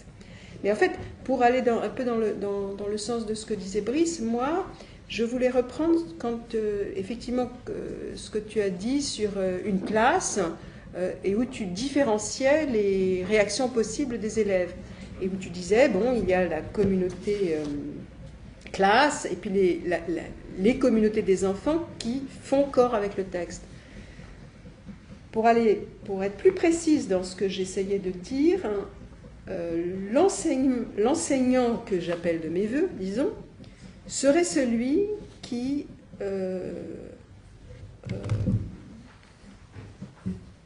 empêcherait pas forcément dans un premier temps, mais dans un deuxième, que des élèves sortent en ayant fait corps avec un texte. Je veux dire que je crois dans la vertu du déplacement et je suis contre le faire corps avec. Je crois que de façon générale, tout ce que j'essayais de dire, c'est que je suis contre le faire corps avec. Il me semble que quand on fait corps avec, c'est à ce moment-là que l'on est le plus poreux à toute autre sorte de faire corps avec, dont la rumeur, dont la sorcellerie. Et il me semble que dans le passage que j'aime beaucoup, où tu parles de l'art du proverbe, en fait, avec le proverbe. Je pense à ce texte magnifique de Benjamin qu'on a souvent évoqué ici, qui est le conteur. Et je pense que l'on n'est pas du tout dans le même cas, dans le même type que ce que tu présentais avec les fangs du Gabon. Personnellement, je verrais justement, je me sens plus proche de l'espace littéraire que tu mets sous le signe du proverbe, et c'est à ce moment-là, tu parles que tu termines en disant l'effet littéraire engendré par le proverbe est à la charnière du texte et de la vie. Et c'est vraiment, je crois que c'est vraiment ce avec quoi nous sommes totalement d'accord. Mais il me semble que là, on n'est précisément pas dans le type, guillemets, fang du Gabon. Ouais. Moi, je suis en train de comprendre quelque chose. Parce que je comprends très bien, alors, votre réticence et la tienne, sur cette idée, alors là, qui est effectivement effrayante, qu'un lecteur va pouvoir faire corps totalement avec un texte, et non plus se recomposer, mais devenir pratiquement, faire un pacte identitaire autour de ce texte et le porter en lui comme quelque chose. Alors là, ça deviendrait effrayant. Et avec d'autres par ce texte. Et avec d'autres par ce texte, voilà. Oui, parce que là, il y a quelque chose d'un peu fascisant. Enfin, on voit bien ce que ça peut l'être. Ça va être le Mein Kampf et tout. Et puis, alors là, il y a quand même quelque chose d'important. À un moment, il y en est question dans l'article là. L'idée qu'on est de toute façon, qu'on le veuille ou non, en tant qu'individu, et on est juste ça vient de Simondon, que l'individu est jamais une totalité, c'est-à-dire qu'on est une pluralité, on se verbalise comme individu, c'est 10% ou même pas, d'ailleurs il ne donne pas de chiffres, une toute petite partie, et derrière on porte avec nous une espèce de grand magma pré-individuel, c'est-à-dire que l'individu est rumeur. C'est le petit passage où je vous dis, soi-même en tant qu'individu, on est plein. On est plein, et c'est uniquement ce qu'on fait tout le temps. Enfin, on ne se réveille pas pareil le matin, l'après-midi, ou quand il y a une décision, il y en a on est un de nous qui dit oui, on ferait, et puis l'autre qui dit non. Enfin, on est très nombreux. Donc celui qui va faire corps avec un texte, c'est une de ces composantes qui restera toujours plurielle. Ce qui est dangereux, d'une certaine façon, c'est moins le fait qu'on fasse corps avec un texte, qui est le fait qu'on fasse corps ou qu'on ne fasse pas corps, qu'on se constitue comme une masse unique, qu'on se perçoive comme une masse unique, monolithique, et qu'on dise ça c'est moi, c'est mon identité. Enfin, c'est toutes les dérives identitaires pour le coup, en disant alors elle, effectivement, quelqu'un qui est persuadé d'être ça, et puis que c'est vraiment ça qui fonde son rapport au monde, et il se définit comme un, et puis lui, quel rapport il aura avec un texte. Si tout d'un coup il fait basculer son identité monolithique dans une adhésion à ce texte, il deviendra quelqu'un de dangereux, aussi ouvert soit le texte soit-il d'ailleurs. Donc c'est, mais ça, je pense que c'est, oui, ça peut arriver effectivement dans des époques particulières, et notamment dans le monde postcolonial d'ailleurs en ce moment, où les cristallisations identitaires sont terribles, quoi. Et donc il peut y avoir un usage aussi des textes qui ont des conséquences politiques directes. Et c'est vrai que la frontière est pas... On peut très bien basculer l'un l'autre. Je pense à l'écrivain sur lequel je travaille, Sonny Laboutancy, qui a eu un parcours, alors comme beaucoup d'immenses écrivains, à la fin de sa vie, politiquement, une dérive très inquiétante. Enfin, il est mort avant, d'une certaine façon, que ça se traduise, mais c'était dans les années... Il est mort en 95, donc en 96. Ou 95, oui. Et donc au moment où au Congo, la guerre civile éclatait, et il commençait vraiment à prendre parti sur un discours... très essentialiste, Congo, etc. Donc lui-même, qui est vraiment pour moi l'écrivain de la pluralité, de l'ouverture, etc., était pris dans un processus là. Donc je suis d'accord qu'il y a toujours... Mais en même temps que je pense que la littérature vaut si elle va au cœur, d'une certaine façon. En même temps, je pense que la littérature restera toujours un risque. Si on veut considérer que la littérature sera toujours quelque chose qui n'aura que des effets positifs sur le monde, etc., je pense qu'on se berce d'illusions. C'est-à-dire qu'elle est tout aussi dangereuse potentiellement que salvatrice, et et que souvent les grands parcours d'écrivains sont aussi des parcours qui peuvent aller au pire, quoi. Ça ne veut pas dire que ce ne sont pas de grands écrivains. Enfin, on a tous l'exemple de Céline ou d'un certain nombre d'auteurs comme ça.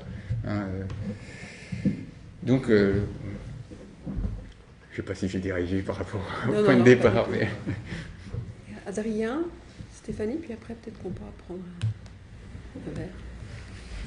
J'avais envie de revenir sur peut-être pas aller jusqu'à une typologie, mais en tout cas de revenir sur le type de texte qui peuvent être l'objet, le point de départ d'un espace littéraire, sachant que vous définissez l'espace littéraire comme une sorte de mise en événement du texte.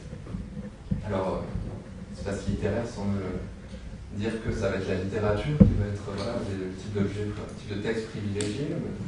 Prenez un contre-exemple du côté des textes administratifs, mais il y a d'autres types de textes entre la littérature et les textes administratifs, où ceux-ci peuvent même être collés, copiés, intégrés des espaces, des textes littéraires. Et je pensais justement, et j'y avais été... Enfin, c'est pas vrai, j'y ai pensé après. Mais en tout cas, ça résonnait avec ce que vous disiez du proverbe.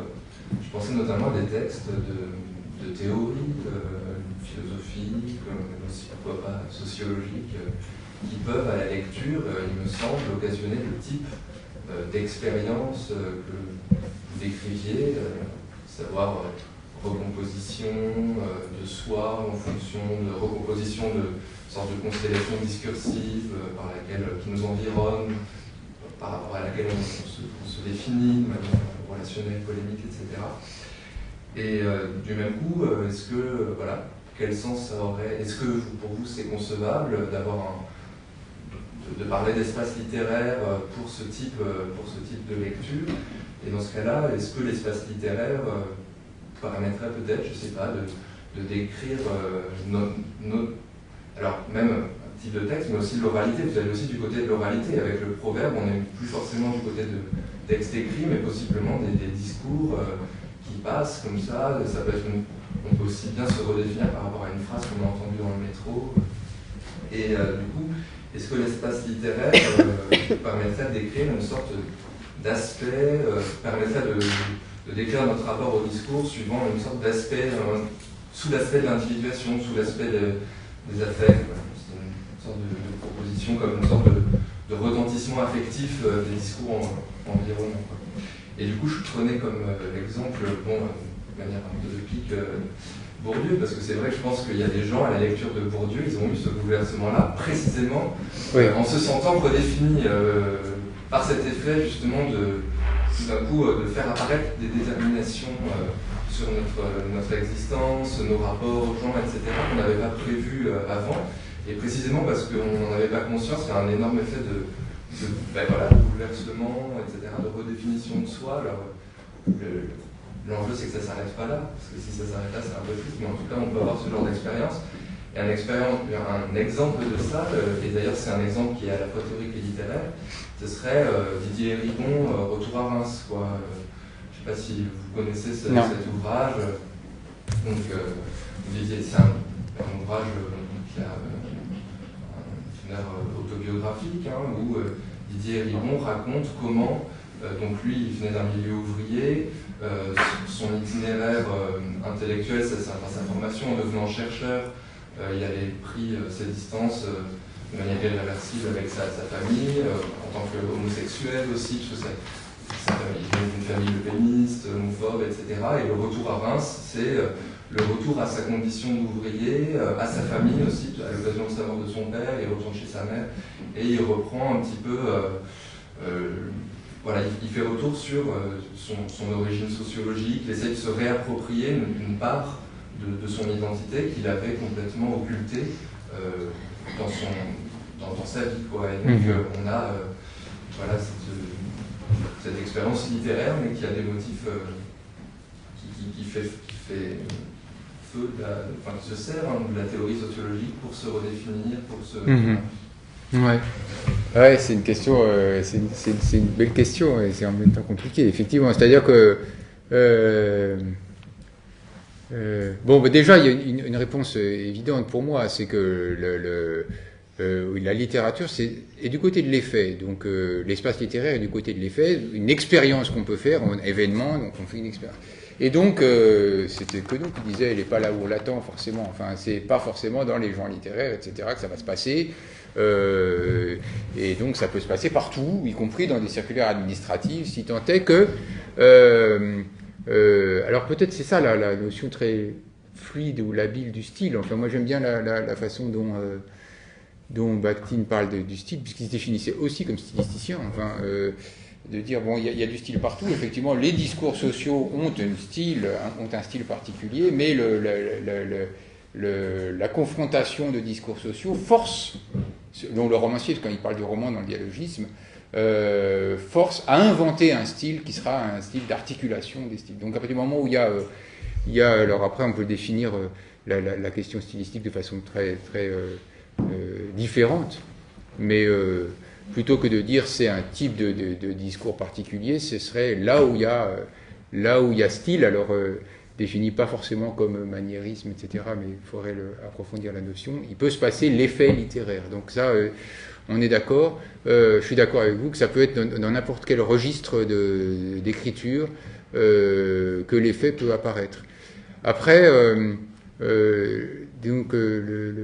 donc aussi Bourdieu écrit indéniablement ses textes ça amène à une recomposition. Est-ce que la recomposition de la personnalité vient de dimension littéraire ou alors de l'analyse qui est faite? C'est comme j'imagine qu'un mathématicien qui se met dans un traité de géométrie et qui découvre quelque chose, il va aussi se recomposer. Alors là, c'est un peu comme pour la musique, hein, là je pourrais pas répondre, hein, mais c'est vrai que ça suffit pas de dire qu'on se recompose recomposition de la personnalité pour décrire l'événement littéraire. C'est un peu la question de Sarah tout à l'heure, c'est-à-dire qu'est-ce qui serait la couleur particulière de l'espace littéraire par rapport à l'inscription, et à ce moment-là, pour l'oral, c'est pas pareil non plus. Enfin, oui, je pense que la question de l'inscription, en tout cas, pour la littérature écrite, est une des choses à partir desquelles il faut penser. La forme des lettres, il y a aussi pas mal d'écrivains qui tiennent compte de ça dans leur... Pourquoi cette référence au proverbe et à son inscription dans la vie, donc à sa mobilisation dans l'espace quotidien Ouais, je sais plus, ça c'était dans le cours d'une argumentation, je m'en sers pour illustrer une idée, je sais plus très bien laquelle, mais laquelle, je vois laquelle, c'est que le texte il est là, le proverbe c'est typique du texte figé, donc en général en Occident on dévalorise le proverbe parce qu'on dit c'est vraiment le crétin qui sort ses proverbes. C'est pour ça qu'on l'a mis dans le questionnaire. Voilà. Mais alors que dans beaucoup de sociétés de l'oralité, en tout cas, c'est au contraire considéré comme l'art le plus difficile. Donc c'est pas mémoriser le proverbe qui est difficile. Et en général, c'est un art que les enfants sont pas tellement incités à faire. C'est depuis le XVIIe. C'est un art d'adulte, etc. Comment ? C'est depuis le XVIIe siècle que le proverbe a été dévalorisé. Dévalorisé. Ouais. Donc on voit bien ce que ça peut être l'art, c'est de le placer au bon moment pour éclairer une situation dans les palabres. On se sert des proverbes aussi comme argument. Donc il y a sûrement un usage horripilant aussi en Afrique d'ailleurs du proverbe, mais n'empêche qu'on peut imaginer qu'il y a effectivement des virtuoses du proverbe qui savent, dans une situation très embrouillée, très complexe, qui savent au bon moment dire la phrase que tout le monde avait en tête, mais l'actualise là, et ça fait sens, quoi, et tout le monde sait. Et là, pour le coup, l'individualité collective qui est en train de s'empêtrer dans tout d'un coup se recompose autour du proverbe. Donc c'était pour illustrer cette idée-là, et trouve son sens d'individu collectif, quoi. Stéphanie ? J'avais deux questions à vous poser. La première, en fait, rejoint, il me semble, je ne suis pas certaine, la question du style et votre réponse en fait à Brice concernant certains textes qui feraient intrusion. Est-ce que vous pensez qu'il y a des textes qui s'y prennent en fait plus habilement que d'autres pour créer un événement ? Et la deuxième question, c'était sur l'événement littéraire, est-ce qu'il est possible d'enseigner en fait l'événement. Est-ce qu'avant de demander à des élèves d'apprendre des poèmes ou bien de leur expliquer quel type d'événement a lieu, est-ce qu'il est possible en fait d'enseigner l'événement ? Je pense à la journée qu'on avait où j'étais, la matinée où j'étais là, on avait parlé un peu de ça, parce que c'était quand il y avait les médiévistes, 16e, etc. Et on a eu cette petite discussion de savoir un élève qui arrive et qui dit « Moi j'adore, un étudiant qui arrive, j'adore Montaigne, et puis est-ce que finalement, c'était à Michel Matin que j'avais posé cette question-là, est-ce qu'au bout du compte son boulot c'est de dire « Bon, bah, d'accord, vous avez aimé Montaigne, mais en fait vous n'aviez pas vraiment compris, je vais vous apprendre que vous étiez dans l'illusion, vous croyez l'aimer. Ou alors est-ce qu'on s'accroche à cet événement de lecture naïf de quelqu'un qui est absolument pas informé, qui connaît pas le contexte, mais qui connaît et tout, et on construit à partir de ça, quoi. Donc et après il y a le cas de figure où effectivement il y avait un collègue américain qui disait mais la plupart du temps c'est un cas de figure abstrait parce que la plupart du temps les étudiants de toute façon ils n'ont rien senti et ils sont là par hasard et donc lui il était très pessimiste sur la réception de la littérature en tout cas aux États-Unis.